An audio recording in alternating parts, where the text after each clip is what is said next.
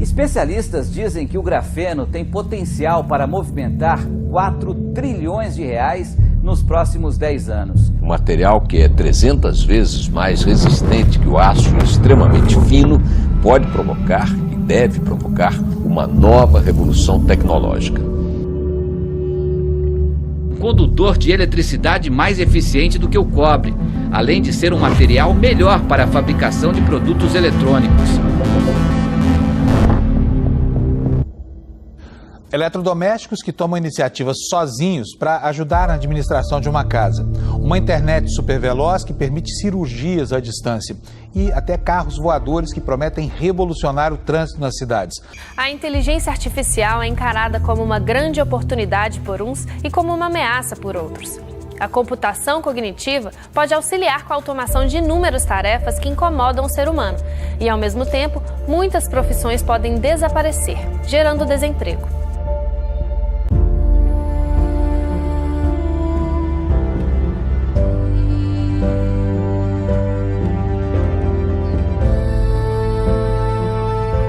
Como adaptar o mercado de trabalho a essa quarta revolução industrial?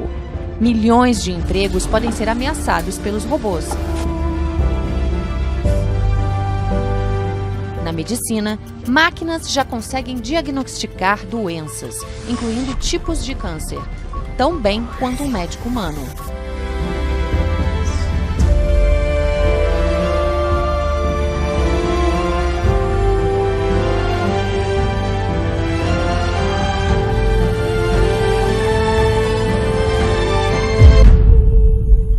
It could be terrible, and it could be great. It's not clear. Right. But one thing is for sure, we will not control it.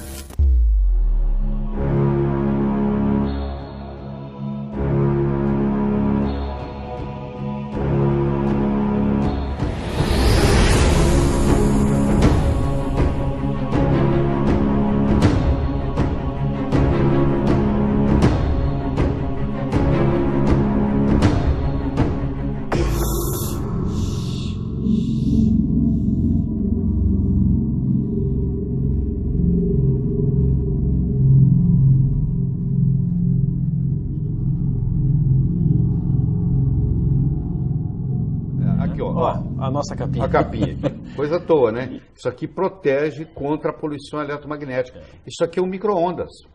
Você fica com o micro-ondas meia hora, começa a esquentar a orelha, não começa? Está cozinhando neurônio, está estragando neurônio. Então hoje existe a proteção. Isso aqui é um problema seríssimo. As crianças na Califórnia, nos últimos 10 anos, dobraram a incidência de tumor de cérebro, porque o pai dá para a criança de 7 anos de idade um celular. E o crânio, a calota craniana da criança tem a metade da espessura de um adulto. Essa onda entra e prejudica, começa a dar tumor. A major U.S. government study on rats finds a link between cell phones and cancer, an explosive development in the long-running debate over the health effects of mobile phones.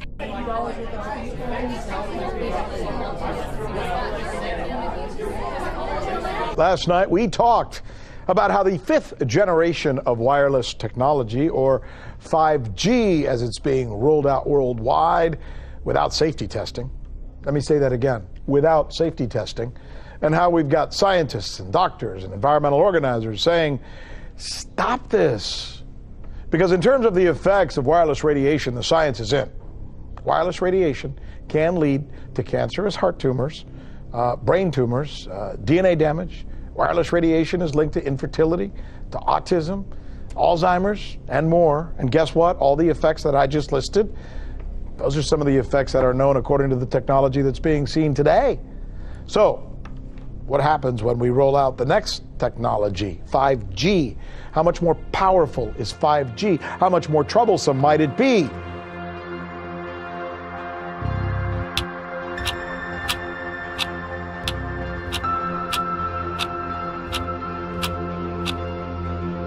The race to 5G is moving forward at full speed, but not without some international controversy.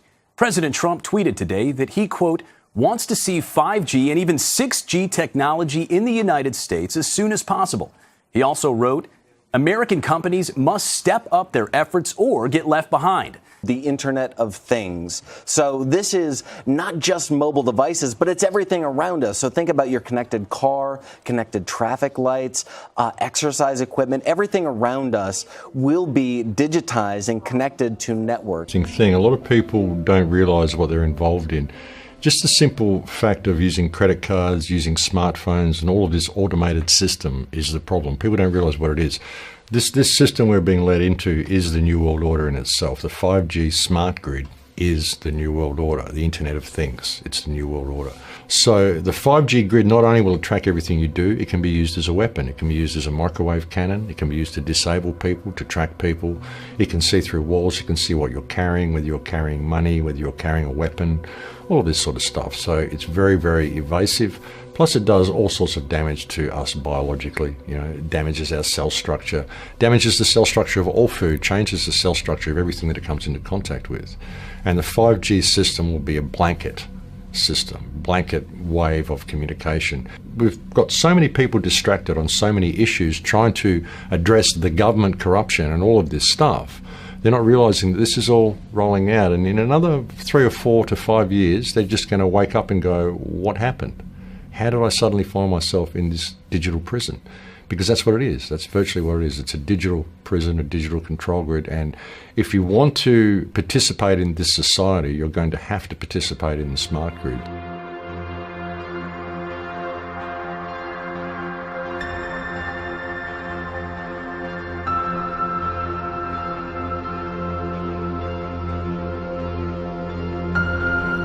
We have stories about artificial human beings being created with superpowers, and souls being transmuted into other bodies, and you name it, it's been in sci-fi.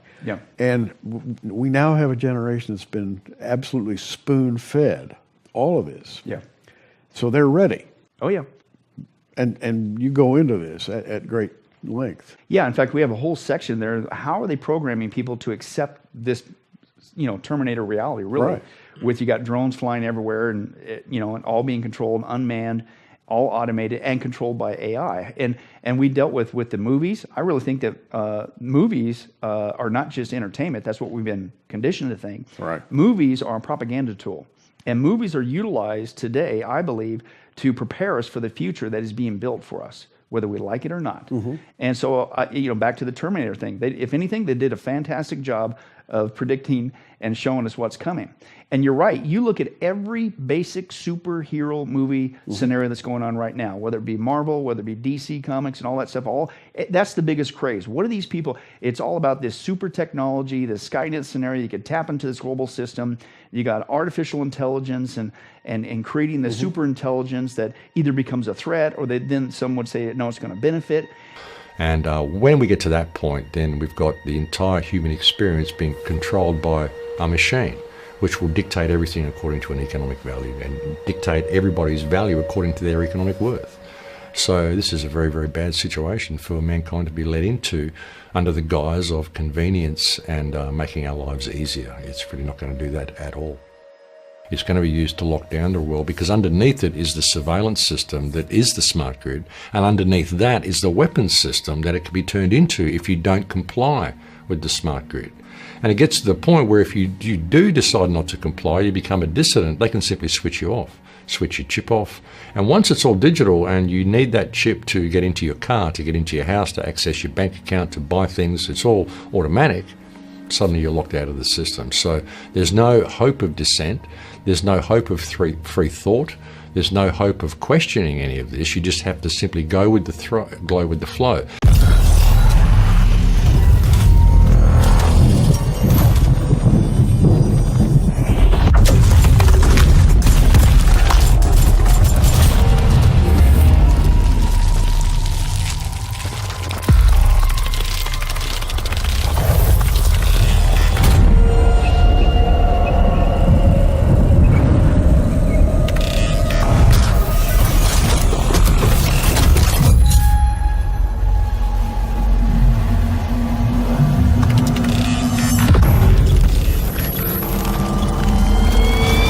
But did you know that Google back in the day, they admitted the reason why they came out wasn't about another search engine. Their desire was to build artificial intelligence.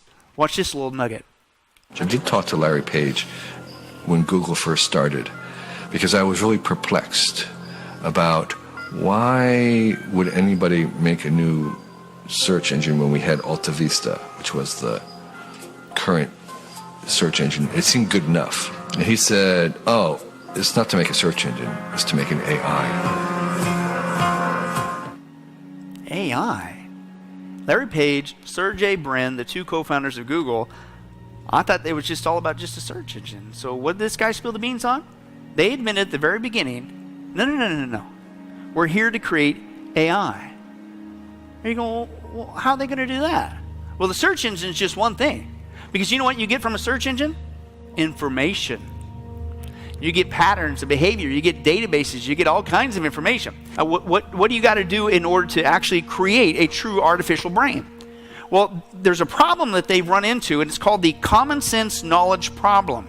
Okay? And that's basically the fancy word of saying there's no shortcuts to creating a true artificial intelligence. Right? You have to manually hand feed it every single day information, just like we receive information.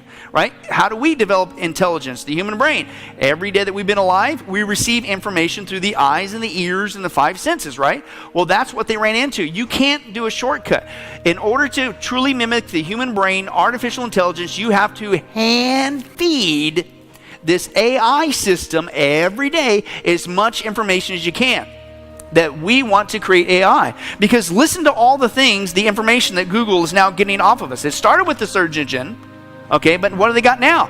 They got search engines, they got emails, they got databases, they got photos, they got satellites, you name it. By the way, did you know, and this is still in print, you could check this out, did you know that Google admitted, the founders, Sergey Brin and they admitted, and Larry Page, that they also not only want to create AI, that's why they're here, quote, this is a direct quote, we want to be like the mind of God.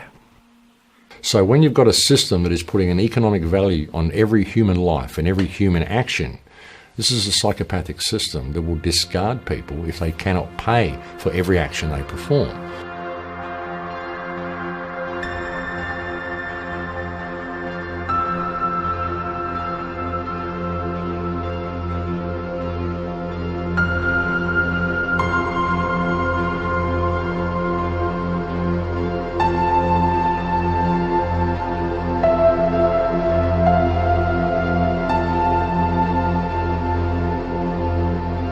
So that's a dangerous thing to have. Basically, you're putting this system in place which can be used as a weapon system, and you're giving control of it to the system itself.